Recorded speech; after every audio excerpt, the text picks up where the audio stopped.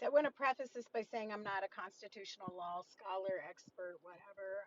I think I got a C in the class. That said, I am a lawyer. It is kind of my favorite amendment if we had to pick amendments. And there seems to be a lot of confusion about when it applies and when it doesn't. I also have lost my voice this week. It's just now coming back, so I apologize. And I see a lot of people saying, "Well, freedom of speech isn't freedom from consequences." And I love that saying. I do. I love it. I love it. Um, because that's true. But the difference with the First Amendment is that you need a state actor.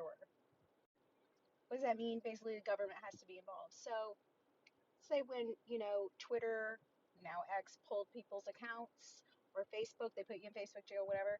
They do that because they're not a government. They're not the government. They're a private company. I mean, they're publicly traded, but you know what I mean.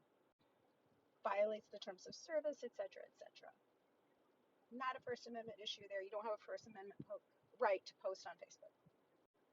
Now, what is a First Amendment violation typically is when the government threatens to do something over speech it does not like.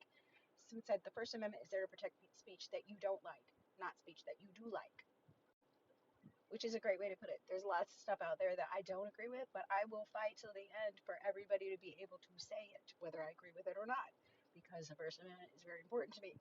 If you do not have free speech, you do not have anything.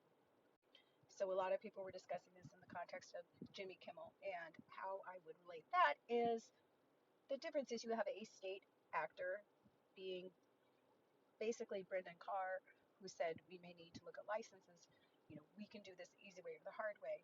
That's a government actor, a state actor, threatening speech because they did not agree with the content.